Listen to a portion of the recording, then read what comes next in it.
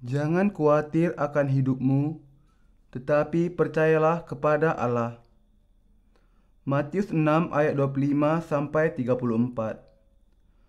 Karena itu aku berkata kepadamu, janganlah khawatir akan hidupmu, akan apa yang hendak kamu makan atau minum, dan janganlah khawatir pula akan tubuhmu, akan apa yang hendak kamu pakai. Bukankah hidup itu lebih penting daripada makanan, dan tubuh itu lebih penting daripada pakaian? Pandanglah burung-burung di langit, yang tidak menabur dan tidak menuai dan tidak mengumpulkan bekal dalam lumbung, namun diberi makan oleh Bapamu yang di sorga. Bukankah kamu jauh melebihi burung-burung itu? Siapakah di antara kamu yang karena kekhawatirannya dapat menambahkan sehasta saja pada jalan hidupnya? Dan mengapa kamu khawatir akan pakaian? Perhatikanlah bunga bakung di ladang, yang tumbuh tanpa bekerja dan tanpa memintal. Namun aku berkata kepadamu, Salomo dalam segala kemegahannya pun tidak berpakaian seindah salah satu dari bunga itu. Jadi jika demikian Allah mendandani rumput di ladang, yang hari ini ada dan besok dibuang ke dalam api. Tidakkah ia akan terlebih lagi mendandani kamu, hai orang yang kurang percaya? Sebab itu janganlah kamu khawatir dan berkata, apakah yang akan kami makan?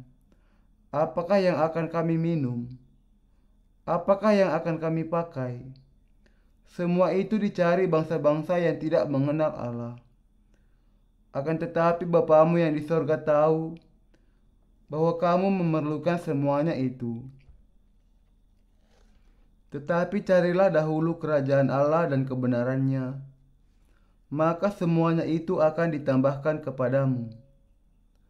Sebab itu janganlah kamu khawatir akan hari besok, karena hari besok mempunyai kesusahannya sendiri. Kesusahan sehari cukuplah untuk sehari. Kita orang-orang yang dilahirkan kembali juga adalah orang-orang yang cenderung khawatir akan masa depan meskipun ia sudah menerima pengampunan dosa. Hal itu adalah kekhawatiran tentang bagaimana saya akan hidup sejak saat ini. Apa yang akan saya makan? Apa yang akan saya pakai? Apa yang harus saya lakukan untuk mencari uang? Dan bagaimana saya menjalani kehidupan? Dengan cara ini, di dalam hati kita memiliki hal yang khawatir akan masa depan. Saya melihat bahwa di antara orang-orang yang dilahirkan kembali yang masih muda, cenderung untuk khawatir tentang sisa hidup mereka karena mereka tidak memahami bahwa Allah akan menolong mereka dan mereka belum mengalami bahwa Allah menuntun jalan mereka. Tentu saja, sangat alamiah jika kita khawatir karena kita memang manusia. Semua orang yang dilahirkan ke dalam dunia bekerja keras untuk dirinya sendiri. Mereka belum hidup oleh iman kepada Allah dan memiliki kebiasaan hidup dengan bersandar kepada usaha dan kekuatan mereka sendiri. Sehingga bahkan setelah mereka dilahirkan kembali, hal yang pertama yang mereka khawatirkan adalah tentang apa yang akan mereka makan, mereka minum, dan bagaimana mereka akan hidup. Akan tetapi, Tuhan mengatakan kepada kita apa yang harus dipikirkan terlebih dahulu. Cari dahulu kerajaan Allah dan kebenarannya. Ia mengatakan, carilah kerajaan Allah, kebenaran Allah. Pertama-tama bergabunglah dengan gereja dan usahakanlah melakukan pekerjaan Allah, kerajaannya, dan menyelamatkan manusia. Berdoalah. Kemudian, aku akan memenuhi semua kebutuhan tubuhmu, seperti mengenai makanan, apa yang diminum, dan bagaimana menjalani hidup. Saya juga berpikir tentang masa depan saya sesaat setelah saya dibebaskan dari dosa-dosa. Bagaimana saya harus hidup? Apa yang harus saya makan? Apa yang harus saya pakai? Apa yang harus saya lakukan untuk mencari nafkah? Saya khawatir tentang hal-hal itu. Kalau ada seperangkat hal yang pasti untuk saya lakukan, saya pasti akan melakukannya. Tetapi ketika tidak ada hal-hal yang pasti, saya tidak tahu lagi apa yang harus saya lakukan pada saat itu.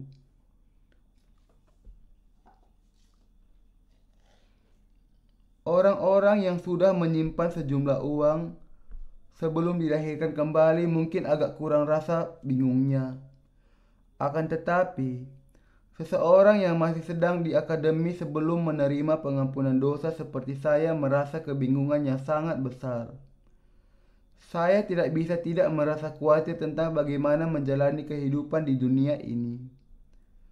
Saudara-saudari di gereja kami yang masih pelajar atau di masa awal memasuki dunia nyata juga bisa menjadi kecewa oleh pemikiran tentang bagaimana mereka akan menjalani kehidupan di dunia ini. Apa yang harus mereka makan? Apa yang harus kita pakai? Ada banyak sekali kekhawatiran yang demikian. Akan tetapi, Tuhan mengatakan kepada kita semua, jangan khawatir akan hal-hal itu. Itulah yang dikhawatirkan oleh orang-orang yang belum dilahirkan kembali. Kemudian kita akan bisa memiliki hati yang mengatakan, Tuhan, kita tidak tahu apa-apa tentang hal ini. Ini adalah masalah yang nyata. Dan bagaimana kami bisa tidak khawatir akan hal itu? Masalah tentang makanan, pakaian, dan tempat tinggal tergantung kepada hal itu sekarang ini. Bagaimana mungkin kita tidak khawatir akan hal itu? Namun, Tuhan mengatakan dengan tegas, Tuhan mengatakan, itulah yang dikhawatirkan oleh orang-orang yang tidak mengenal Allah. Jangan khawatir tentang hidupmu. Pikirkan terlebih dahulu tentang kebenaran Allah dan jalani kehidupan saat Anda menjalani kebenarannya. Tuhan mengatakan, pandanglah burung-burung di langit yang tidak menabur dan tidak menuai dan tidak mengumpulkan bekal dalam lumbung, namun diberi makan oleh Bapamu yang di sorga. Bukankah kamu jauh melebihi burung-burung itu? Dalam kenyataannya, kalau kita percaya kepada apa yang Tuhan katakan, tidak ada yang bisa kita tentang dari apa yang dikatakannya. Kita khawatir tentang kehidupan kita, tetapi Tuhan langsung mengecam kita dengan mengatakan, jangan khawatir tentang materi. Itulah yang dicari oleh orang-orang yang tidak mengenal Allah. Itulah yang diinginkan oleh orang-orang yang belum dilahirkan kembali. Lihatlah bunga bakung di lembah, bagaimana mereka tumbuh. Mereka tidak memintal dan tidak menenun.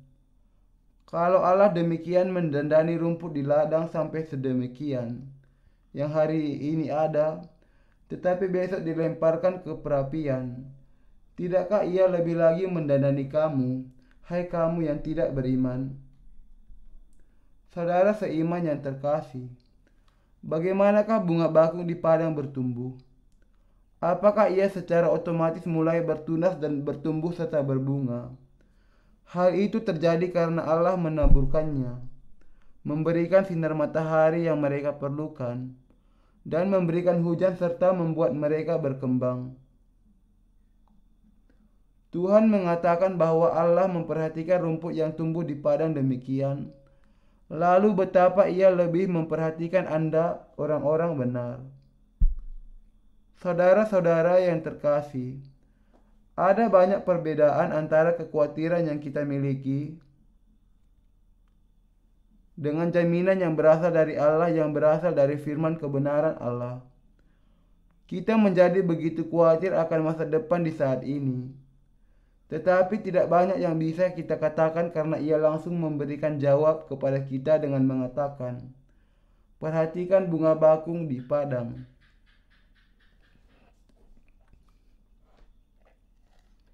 Allah memberikan matahari dan hujan untuk menumbuhkan bunga bakung juga. Lalu, tidakkah Ia memperhatikan kita yang adalah anak-anaknya? Milikilah iman yang percaya kepada Allah.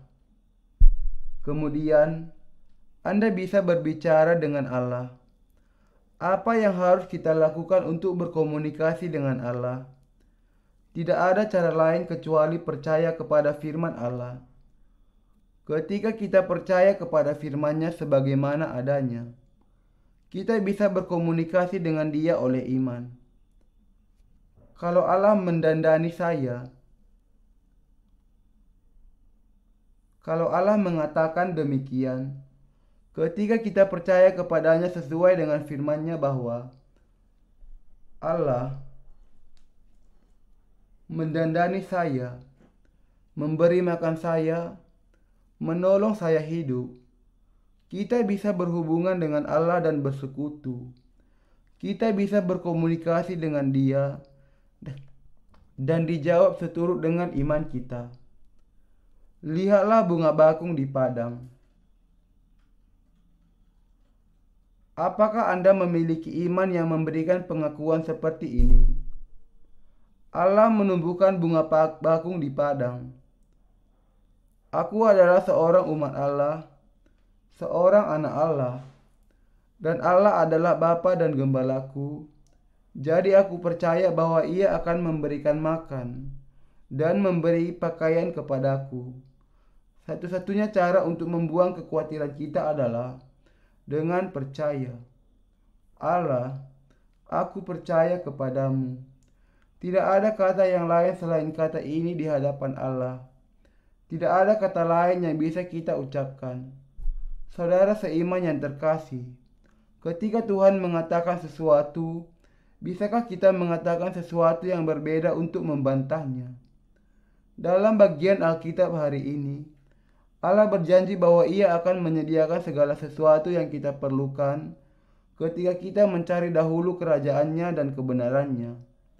Ketika kita menerapkan bagian ini untuk kita sendiri dengan iman, kita tidak bisa mengatakan apapun yang lain. Kita tidak bisa mencari alasan selain bahwa kita memang kurang beriman. Aku bisa memelihara bunga bakung di padang. Kalau demikian, tidakkah aku bisa memelihara kamu? Aku bisa memelihara bunga yang tumbuh setahun sekali. Tidakkah aku bisa memelihara anak-anakku? Tidak, saya akan selalu percaya kepadanya. Kalau kita percaya kepada hal ini, mungkin kita tidak akan berpikir demikian. Hujan adalah sesuatu yang dibuat Allah untuk turun dari langit, dan matahari adalah sesuatu yang diberikannya juga. Dan karena itu, tumbuhlah rumput di padang itu, tetapi kita tidak bisa hanya hidup dengan hujan dan matahari saja. Tidakkah engkau tahu, ya Tuhan, betapa kerasnya kami harus bekerja untuk bisa hidup? Tentu saja tidak mungkin Allah tidak tahu. Kalau Allah mengatakan bahwa Ia mengenal kita semua, maka kita harus percaya bahwa Allah juga memberikan kemampuan, hikmat, berkat yang akan memampukan kita untuk hidup di dunia ini juga. Kalau Tuhan menjadikan bunga bakung sebagai gambaran tentang bagaimana Allah menyediakan segala sesuatu tepat pada waktunya, maka kita bisa percaya bahwa Allah akan menyediakan segala sesuatu bagi kita pada saat yang tepat bagi kita, yang adalah anak-anaknya. Tuhan memberikan kepada kita sebuah contoh untuk menumbuhkan iman kita kepadanya dengan mengatakan, "Pandanglah burung-burung di langit, yang tidak menabur dan tidak menuai, dan tidak mengumpulkan bekal dalam lumbung, namun diberi makan oleh Bapamu yang di sorga. Bukankah kamu jauh melebihi burung-burung itu?" Akan tetapi, beberapa orang karena ketidakpercayaan mereka kemudian memberikan tafsiran yang aneh untuk ayat ini dengan mengatakan, lihatlah burung di udara, betapa tekunnya mereka. Kalau kita bekerja di dunia ini seperti burung-burung yang terbang di angkasa itu, kita bisa hidup dengan baik di dunia ini. Mereka membuat argumentasi yang demikian karena orang-orang ini tidak memiliki iman. Mereka membuat argumentasi seperti ini. Kalau seseorang bekerja keras, ia akan bisa memiliki makanan yang cukup dan hidup berkelimpahan. Argumentasi yang demikian berbeda dengan argumentasi iman yang dikatakan Tuhan kepada kita. Siapa yang akan menyangkali bahwa ketika kita bekerja keras, kita tidak perlu khawatir akan makanan? Akan tetapi, apakah semua orang menjadi kaya hanya karena ia bekerja keras? Tidak semua orang demikian. Ada banyak orang di dunia ini yang bekerja keras di tempat pekerjaan mereka untuk berbulan-bulan bahkan bertahun-tahun, tetapi belum dibayar juga. Pandanglah burung-burung di langit yang tidak menabur dan tidak menuai dan tidak mengumpulkan bekal dalam lumbung, namun diberi makan oleh Bapamu yang di sorga. Bukankah kamu jauh melebihi burung-burung itu? Yang dikatakan Tuhan dalam ayat ini bukanlah bahwa kita bisa memiliki makanan ketika kita bekerja keras. Tuhan mengatakan bahwa Allah Bapa kita yang menyelamatkan kita, memberikan kepada kita apa yang diperlukan untuk makanan, minuman, dan pakaian untuk memelihara kehidupan kita di dunia ini. Ini berarti bahwa Allah akan memberi makanan dan pakaian kepada kita, orang-orang benar. Ini berarti bahwa Allah akan memperhatikan setiap orang benar yang hidup untuk memberitakan Injil.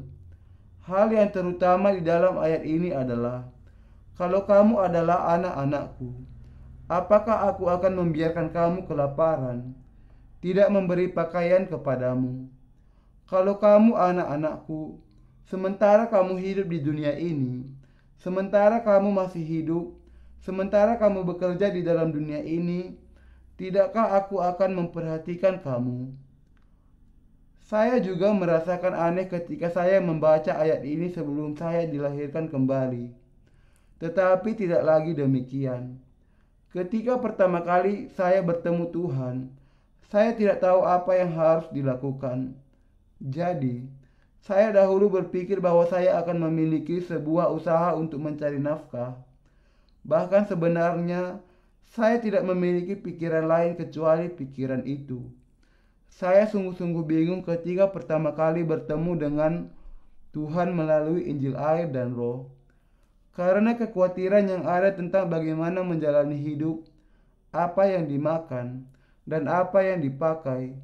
Kekhawatiran tentang bagaimana memberitakan Injil setelah mendapatkan keselamatan kemudian menjadi nomor belakang. Tentang bagaimana saya bersekutu dengan gereja Allah juga menjadi nomor belakang. Dan saya sangat terbebani dengan apa yang harus saya lakukan sementara saya sibuk dengan usaha saya untuk mencari nafkah. Tetapi Tuhan mengatakan, itulah yang dicari oleh orang-orang yang tidak mengenal Allah. Akan tetapi, saya memberontak kepada firman Allah dengan sering mengatakan, ini adalah akal budimu, dan akal budi saya tidak bisa mengikutinya. Dahulu, jika saya memandang ke depan untuk melihat bagaimana saya harus menjalani kehidupan, nampaknya sangat gelap. Ketika saya melihat keadaan di sekitar saya, bahkan semakin buruk karena saya tidak tahu apa yang harus dilakukan. Saya tidak tahu apa-apa pada saat itu, tetapi satu hal yang saya yakini adalah bahwa Allah menjadi Bapa dan bahwa Tuhan sudah menghapuskan segala dosa saya. Dan kemudian Tuhan mengatakan, sesungguhnya sekiranya kamu mempunyai iman sebesar biji sesawi saja, kamu dapat berkata kepada gunung ini, pindah dari tempat ini ke sana, maka gunung ini akan pindah, dan takkan ada yang mustahil bagimu. Ini berarti bahwa Tuhan memberikan kepada saya Injil kebenaran yang memampukan saya hidup oleh iman.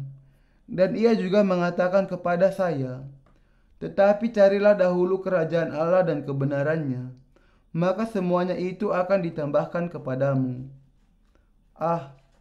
Beginilah cara kita hidup. Saya menetapkan hati saya untuk pekerjaan Allah. Saya berpegang kepada firman ini dan mulai berdoa untuk segala sesuatu yang saya perlukan. Saya berdoa, Allah Bapa, saya tidak memiliki uang sedikit pun. Allah, saya ingin untuk memberitakan Injil air dan roh, tetapi saya tidak memiliki uang. Berikan saya uang. Berikan saya materi. Saya tidak memiliki gedung. Berikan saya gedung gereja. Berikan kepada saya jiwa-jiwa. Saya berusaha untuk mempersiapkan buku-buku untuk memberitakan Injil air dan roh, tetapi saya tidak memiliki penerbitan. Berikan saya penerbitan. Sekarang, iman saya yang kecil sudah bertumbuh dan saya meminta untuk sesuatu yang besar melakukan pekerjaan Allah. Saya sudah mengalami bahwa Allah menjawab akan segala sesuatu, baik yang besar maupun yang kecil. Ini membuat saya secara bertahap menjadi orang beriman. Ini berarti bahwa kita akan menjadi orang beriman tanpa menyadarinya. Ketika sesuatu terjadi, saya lalu berpikir, Allah akan memberi kita jika kita berdoa, dan tidak ada yang perlu dikhawatirkan oleh saudara dan saudari. Allah akan menolong. Allah menolong saudara dan saudari. Jika saudara dan saudari ada di dalam masalah dan memiliki kesulitan, Allah akan memberi jika kita berdoa. Iman kita akan bertumbuh secara bertahap saat kita berdoa di dalam iman. Inilah sebabnya Tuhan mengatakan, janganlah hendaknya kamu khawatir tentang apapun juga, tetapi nyatakanlah dalam segala hal keinginanmu kepada Allah dalam doa dan permohonan dengan ucapan syukur. Damai sejahtera Allah yang melampaui segala akal akan memelihara hati dan pikiranmu dalam Kristus Yesus. Filipi 4 ayat 6-7. Allah kita bisa memberikan dengan berlimpah melebihi segala sesuatu yang bisa kita minta atau pikirkan. Efesus 3 ayat 20.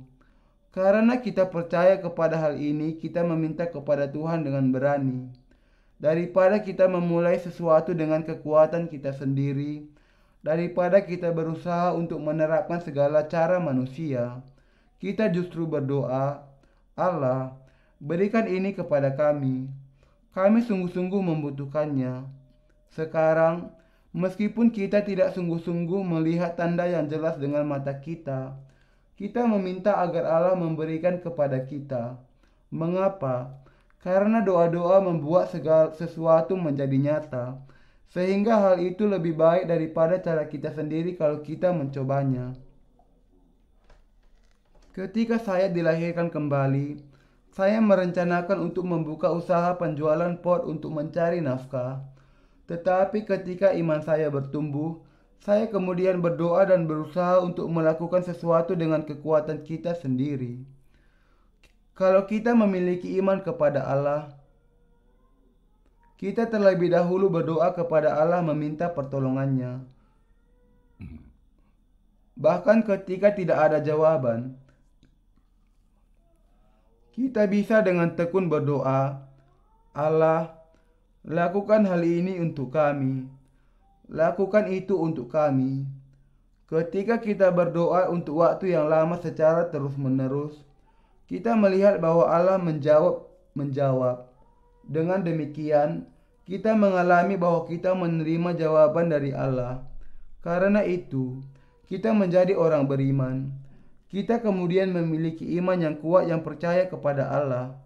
Kita bisa percaya dengan teguh bahwa Tuhan memberi makan kepada kita, memberi pakaian dan membuat kita hidup. Ketika kita hidup bagi kebenaran Allah, kita mengembangkan iman kita kepada Allah. Karena itu, ketika kita bekerja bagi kebenaran Allah, kita tidak khawatir akan apa yang akan kita makan sejak saat itu, atau apa yang akan kita minum dan pakai.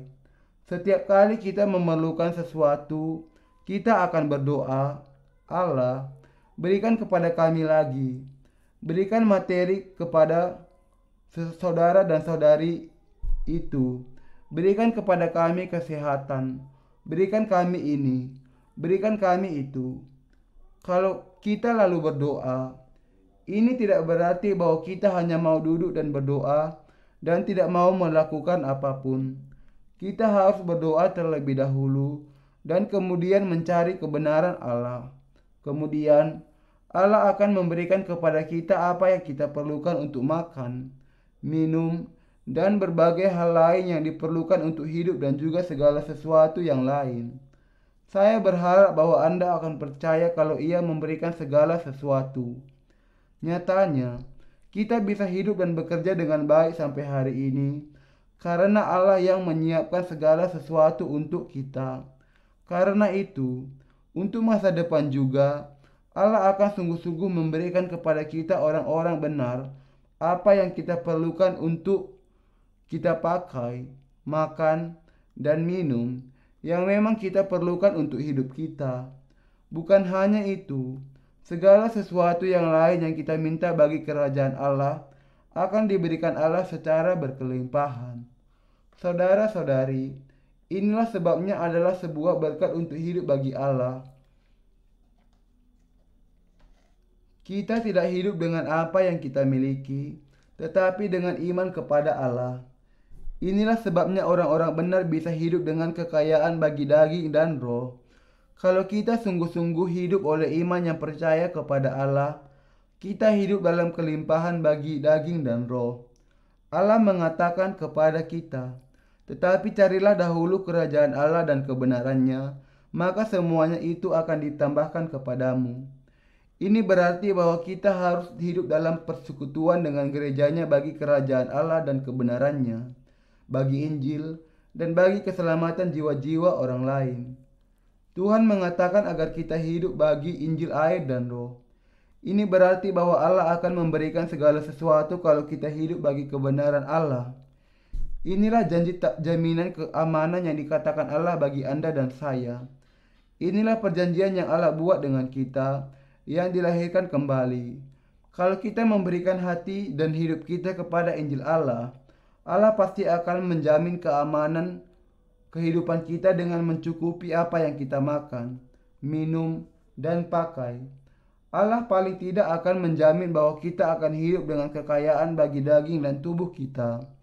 Saudara seiman yang terkasih, hiduplah bagi Allah. Apakah Anda khawatir tentang kehidupan Anda? Hiduplah bagi Injil Allah. Hiduplah bagi Injil air dan roh. Tetapkan pikiran Anda kepada karya Allah. Kalau Anda melakukan hal itu, masa depan Anda terjamin. Kapankah kita paling khawatir sebagai manusia? Ketika materi kita, seberapapun kecilnya, yang kita miliki dalam hidup mulai menipis, kita merasa paling tidak nyaman. Kami justru merasa agak nyaman jika kami kehabisan segala sesuatu dan tidak memiliki apapun. Karena kami tidak memiliki apapun yang ditabung dan tidak memiliki simpanan apapun, lebih mudah bagi kami untuk memiliki iman kepada Tuhan. Akan tetapi, kita menjadi khawatir jika apa yang masih kita miliki belum habis dan berusaha untuk hidup dengan mengandalkan apa yang masih tersisa. Betapa khawatir kita di dalam rasa takut akan kehilangan apa yang masih tersisa, bukan? Saudara seiman yang terkasih, apakah kita masih memiliki sesuatu yang tersisa atau tidak memiliki apapun? Hiduplah bagi Injil, hanya bagi Injil, dan percaya kepada Tuhan. Kemudian Tuhan akan memuaskan kita bukan hanya dengan apa yang kita miliki, tetapi dalam kelimpahan. Adalah karena Tuhan memuaskan kita dengan kelimpahan ketika kita percaya kepada Injil dan menolong kita untuk hidup ketika kita mengelola apa yang kita miliki. Demikianlah, tanamkan di dalam pikiran kita apa yang tertulis dalam bagian hari ini. Tetapi carilah dahulu kerajaan Allah dan kebenarannya, maka semuanya itu akan ditambahkan kepadamu. Ini adalah karena kita hidup bagi Allah. Allah pastilah akan menolong dengan memberikan kepada kita apa saja yang kita perlukan.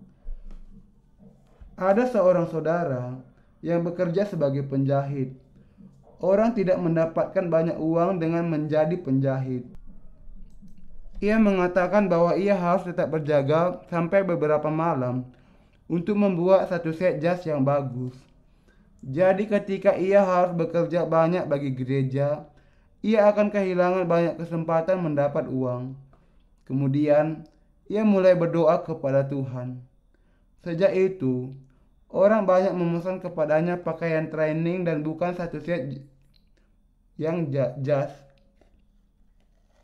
Beberapa perusahaan mulai memesan kepadanya pakaian training dalam jumlah yang banyak, sampai beberapa ratus dan bahkan beberapa ribu.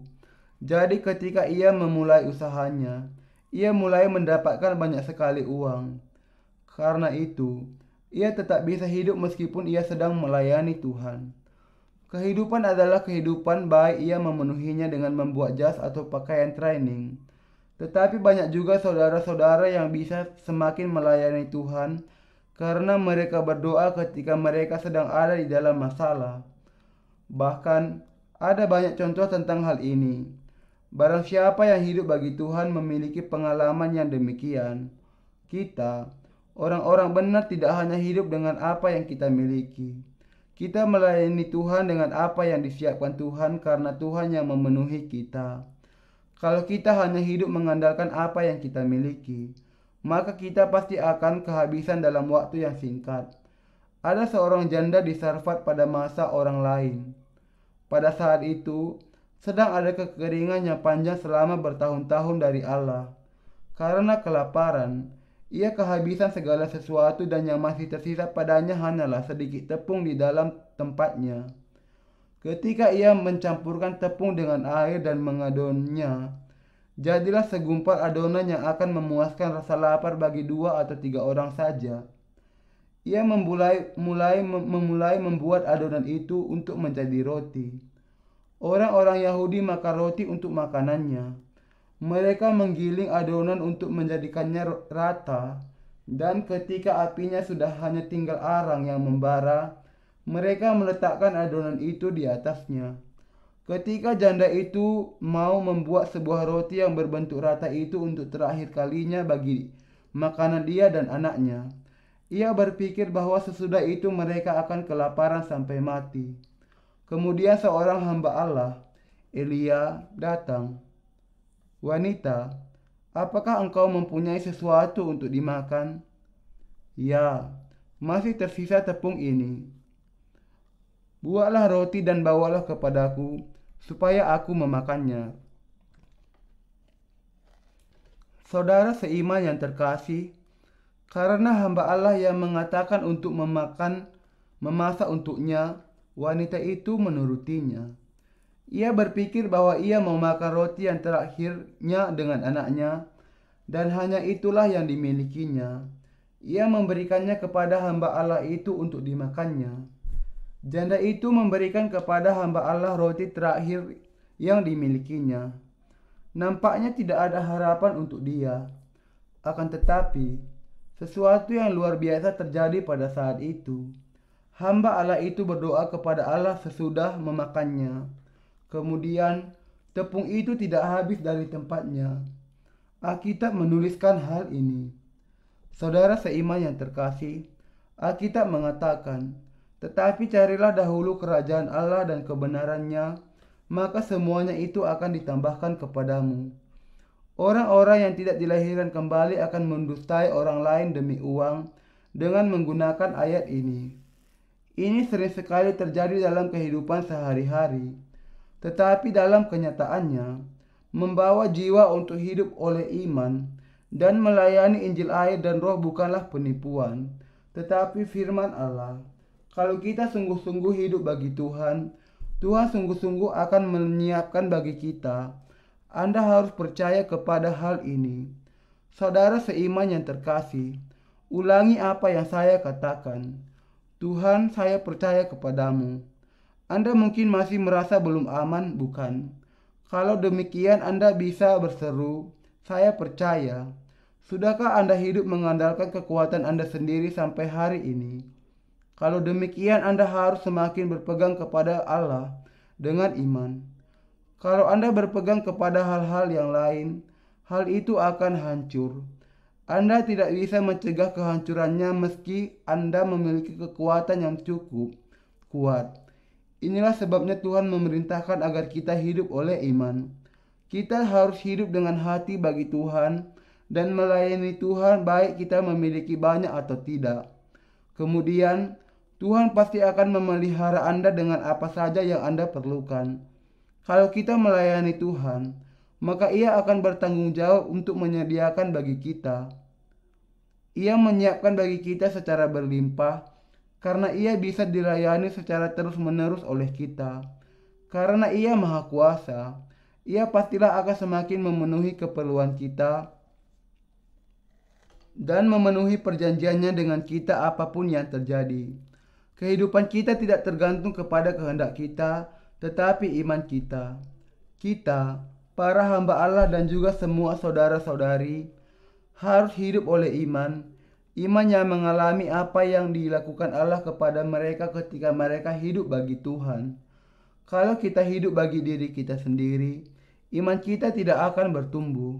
Ketika kita hidup bagi Tuhan, iman kita akan bisa bertumbuh secara bertahap. Saudara seiman yang terkasih, apakah Anda tahu bahwa berkat-berkat Allah adalah seperti sebuah bonus bagi orang-orang yang hidup oleh iman? Bonus adalah sesuatu yang diberikan sebagai tambahan dari apa yang biasa atau yang diharapkan. Allah memberikan banyak bonus di samping keselamatan darinya. Kita hidup karena Allah memberikan kepada kita banyak berkat sebagai bonus. Kalau Ia tidak memberikan bonus apapun kepada kita, dan hanya memberikan apa yang layak untuk kita terima, maka kita tidak akan bisa hidup.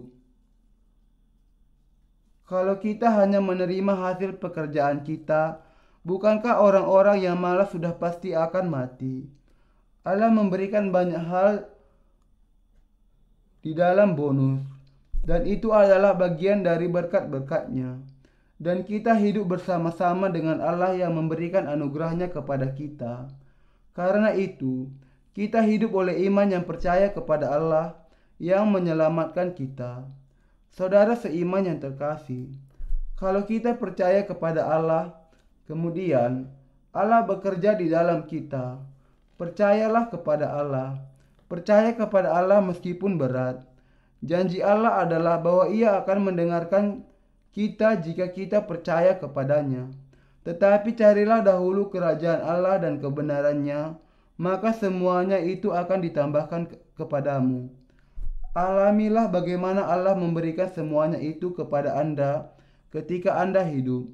Maksud saya Anda harus mengalami bagaimana Allah memenuhi, bagaimana Ia menyediakan bagi Anda, bagaimana Anda bisa mengalami berkat Allah di dalam pemenuhan dan penyediaan melalui anugerahnya kalau Anda tidak hidup oleh iman. Saudara seiman yang terkasih, hiduplah dengan iman. Saya percaya kepadamu Allah. Saya percaya bahwa Engkau akan memberi makanan, pakaian, makanan, dan bahwa saya tidak akan hidup dalam keadaan telanjang. Bahwa Engkau akan memberikan pakaian kepada saya sehingga saya tidak harus malu. Dan saya percaya bahwa Engkau akan memberi makan kepada saya.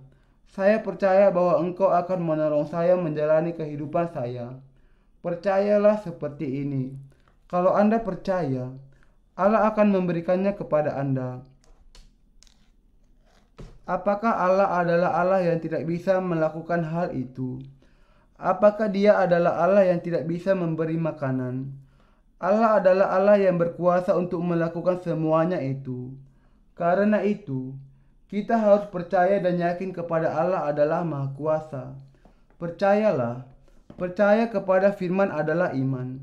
Saudara seiman yang terkasih, apakah Anda memahami hal ini? Apakah Anda masih khawatir tentang masa depan kehidupan Anda? Apakah Anda masih khawatir akan masa depan kehidupan Anda? Saya juga memiliki banyak kekhawatiran ketika saya di tahun terakhir perguruan tinggi, yaitu ketika saya hampir selesai. Ketika saya masih baru masuk, saya pergi ke sekolah seperti banteng penuh semangat. Saya tidak khawatir akan apapun. Hei, mari kita makan kue. Saya tidak peduli sama sekali. Tetapi di semester kedua tahun terakhir kuliah saya mulai menjadi khawatir. Saya akan segera lulus. Oh, lalu apa yang akan saya lakukan? Oh, saya sungguh-sungguh sangat terganggu. Ketika saya berpikir tentang hal ini, hal itu sungguh-sungguh menjadi gangguan yang besar. Saya bahkan sampai tidak bisa makan. Kenyataannya, bukan hanya mahasiswa, tetapi semua orang tidak bisa tidak khawatir tentang bagaimana saya akan hidup dan bagaimana saya makan, bahkan setelah mereka diselamatkan. Akan tetapi, hal itu merupakan sebuah awal yang baru bagi orang-orang yang dilahirkan kembali. Kalau kita dilahirkan kembali, apa yang kita lakukan di masa lalu, jenis pekerjaan apapun yang kita miliki, bagaimana kita hidup tidak lagi menjadi masalah. Bagaimanapun Anda hidup di masa lalu, setelah sekarang Anda dilahirkan kembali, Anda harus membuat awal yang baru. Kita sedang memasuki tahun yang baru, sebuah era yang baru. Di dalam Keluaran 12 ada tertulis, bulan inilah akan menjadi permulaan segala bulan bagimu. Itu akan menjadi bulan pertama bagimu tiap-tiap tahun. Keluaran 12 ayat 2. Allah memberikan kalender yang baru kepada bangsa Israel untuk memperingati keluarnya mereka dari Mesir, keluar dari perbudakan mereka. Peristiwa keluaran adalah awal yang baru bagi sejarah bangsa Israel. Mereka menyeberangi Laut Merah, Laut Kematian, dan menetapkan langkah yang pertama mereka menuju ke tanah perjanjian. Mereka bukanlah budak milik Firaun lagi, tetapi sudah menjadi umat Allah. Demikian juga, sejak saat kita dilahirkan kembali, kita adalah ciptaan baru. Inilah sebabnya kita bisa secara total memulai kehidupan baru yang sama sekali berbeda. Ini bukanlah perpanjangan dari kehidupan yang lalu. Sekarang kita adalah orang-orang yang mati dengan Kristus dan bangkit kembali dengan Dia dan memiliki kehidupan yang baru. Sebagaimana tertulis, dengan demikian kita telah dikuburkan bersama-sama dengan Dia oleh baptisan dalam kematian, supaya sama seperti Kristus telah dibangkitkan dari antara orang mati oleh kemuliaan Bapa, demikian juga kita akan hidup dalam hidup yang baru. Roma 6 ayat 4. Jadi siapa yang ada di dalam Kristus, ia adalah ciptaan baru. Yang lama sudah berlalu, sesungguhnya yang baru sudah datang. 2 Korintus 5 ayat 17. Segala sesuatu sudah menjadi baru bagi orang-orang yang dilahirkan kembali. Kita belajar dengan hal-hal yang baru. Kita pergi bekerja dengan hal-hal yang baru. Kita melayani Tuhan dengan hal-hal yang baru. Dan kita hidup dengan hal-hal yang baru. Mari kita hidup dengan hal-hal yang baru sejak saat ini. Dalam pemahaman tertentu, kehidupan orang-orang yang dilahirkan kembali mungkin nampak hanya sekedar perpanjangan dari kehidupan yang lalu. Tetapi dalam kenyataannya, ketika Allah melihat kita, kehidupan kita adalah kehidupan yang sepenuhnya berbeda dan permulaan dari kehidupan yang baru. Segala sesuatu baru. Kita adalah ciptaan baru ketika kita percaya kepada Injil air dan Roh dan dibebaskan dari segala dosa kita. Anda dan saya sekarang adalah ciptaan baru. Sekarang, yang lama sudah berlalu. Segala kelemahan, ketakutan, dan cara hidup Anda yang lama yang biasa bersandar kepada cara manusia sudah berlalu. Sekarang Anda menjadi ciptaan baru. Sekarang kita hidup melalui iman. Saudara seiman yang terkasih, kita akan hidup oleh iman sebagaimana dikatakan di dalam ayat ini. Orang benar akan hidup oleh iman. Yang pertama oleh iman, yang kedua adalah oleh iman. Yang ketiga dan keempat juga oleh iman. Ketika jatuh, kita harus hidup oleh iman, dan ketika berdiri teguh, kita harus hidup oleh iman. Apapun keadaan kita hidup oleh iman. Inilah yang disebut iman. Iman membuat kita hidup. Ini adalah jawaban yang benar. Inilah sebabnya Alkitab mengatakan hal ini kepada kita, bagian yang kita perhatikan hari ini. Sebab itu janganlah kamu khawatir dan berkata, apakah yang akan kami makan? Apakah yang akan kami minum? Apakah yang akan kami pakai? Kesusahan sehari cukuplah untuk sehari. Ini berarti bahwa kita tidak perlu khawatir akan masa depan kita. Mengapa? Karena hal itu tergantung kepada Allah. Inilah sebabnya Allah melarang kita untuk khawatir tentang masa depan kita. Apa yang bisa kita peroleh jika kita khawatir akan masa depan kita? Tuhan mengatakan, sebab itu janganlah kamu khawatir akan hari besok, karena hari besok mempunyai kesusahannya sendiri. Kesusahan sehari cukuplah untuk sehari. Kita harus hidup hari ini ataupun besok dengan iman. Kita menantang masa depan dengan iman di hadapan Allah. Kita meminta kepada Allah dengan iman. Allah, lakukan ini untuk saya. Lakukan itu untuk saya. Doa adalah menantang dengan iman bahwa seseorang percaya kepada Allah dan percaya kepada apa yang dilakukannya bagi kita. Itulah yang bisa kita lakukan, dan kehendak serta ikrar kita sendiri tentang apa yang akan kita lakukan di masa yang akan datang adalah sesuatu yang tidak berguna. Kita tidak bisa menjamin masa depan atau diri kita sendiri tentang sesuatu. Tidak ada sesuatu pun yang pasti.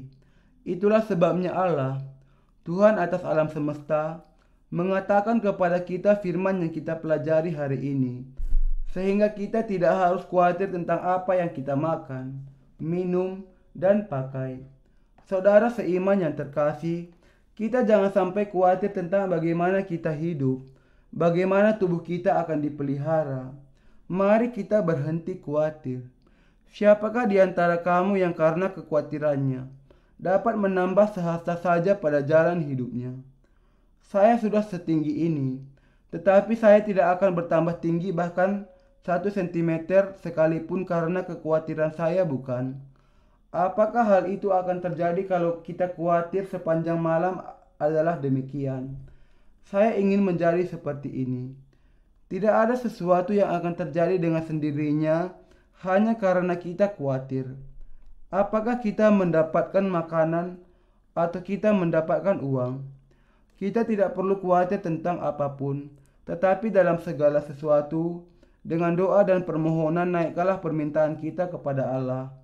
Berdoalah dengan tekun dan minta dengan iman kepada Allah. Itulah yang harus kita lakukan. Percaya dan berdoa adalah yang harus kita lakukan. Kalau Anda khawatir, mintalah pertolongan kepada Allah. Saudara sesama Kristen, jalanilah kehidupan Anda dengan percaya kepada Allah. Apakah Anda mengerti? Ya, kita hidup kalau kita percaya, tetapi kita mati kalau tidak percaya. Saudara seiman yang terkasih, kalau Anda tidak percaya kepada Allah, Anda akan mati. Kalau Anda bersandar kepada semua milik kepunyaan Anda, semuanya akan habis. Sebagaimana kulit kacang terbuka dan kacangnya keluar, demikian juga semua harta benda Anda akan habis. Berapa banyak kacang di dalam sebuah kulit kacang? Apakah ada 100 kacang? Tidak, hanya 4 atau 5 kacang. Saudara seiman yang terkasih, mari kita pikirkan akan hal ini. Bisakah Anda menjalani kehidupan Anda hanya dengan apa yang Anda miliki saja, seperti kekuasaan, kemampuan, kesehatan, dan kekayaan Anda? Maksud saya adalah, Anda bahkan tidak bisa memastikan apakah Anda bisa atau tidak melakukan semua tanggung jawab Anda kepada anak-anak Anda atau orang tua Anda. Saudara seiman yang terkasih, bisakah Anda memastikan? Tidak peduli berapapun banyaknya kekayaan Anda, kalau kita hanya hidup dengan itu saja, kita tidak akan bisa hidup. Lalu apa yang sebenarnya kita perlukan? Kita perlu memiliki iman kepada Allah dan firman-Nya. Ada satu hal yang saya sungguh-sungguh ingin serukan kepada Anda. Hal itu adalah bahwa Anda perlu percaya kepada Allah. Bahkan kalau Anda tidak bisa melihat Allah dengan mata Anda dan memiliki iman kepadanya nampaknya sangat tidak berdasar, Anda harus percaya kepadanya. Percaya saja kepadanya. Demikian saja. Alkitab menegaskan, iman adalah dasar dari segala sesuatu yang kita harapkan dan bukti dari segala sesuatu yang tidak kita lihat. Sebab oleh imanlah telah diberikan kesaksian kepada nenek moyang kita. Ibrani 11 ayat 1-2. Bahkan kalau tidak ada bukti yang kelihatan dalam pandangan mata, dan tidak ada sesuatu yang bisa dipegang dengan tangan. Kita harus meminta kepada Allah akan sesuatu dengan iman. Allah, berikan kepada saya percaya. Perhatikanlah semua keperluan saya, makanan, pakaian, dan rumah untuk kehidupan saya. Tolonglah saya mendapatkan kehidupan yang layak. Kalau Anda percaya kepadanya dan berdoa meminta pertolongannya, ia menjawab. Akan tetapi, jika Anda tidak percaya dan Anda mengandalkan kekuatan Anda sendiri, perhitungan Anda sendiri, maka Anda akan mati. Anda akan kehilangan bahkan sedikit hal yang Anda miliki itu dan menjadi pengemis yang sebenarnya. Ayat yang mengatakan orang benar akan hidup oleh iman berarti bahwa hanya jalan orang-orang benar yang membuat seseorang hidup adalah iman itu. Orang benar akan hidup oleh iman. Roma 1 ayat 17, Ibrani 10 ayat 38. Saudara seiman yang terkasih, tidak ada sesuatu selain iman yang percaya kepada Allah. Saudara seiman yang terkasih, apakah Anda percaya? Iman bukanlah sesuatu yang menjadi milik orang-orang lain. Anda tidak meningkatkan iman Anda agar bisa memberikannya kepada orang lain. Iman itu adalah milik Anda sendiri. Kita hanya bisa hidup dengan percaya kepada Allah dan pekerjaan Allah.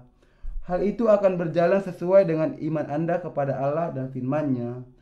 Adalah lebih penting untuk percaya kepada firman Allah, berdoa dengan iman kepada Allah, dan untuk hidup ketika kita mengikuti Dia dan bukannya khawatir akan sesuatu.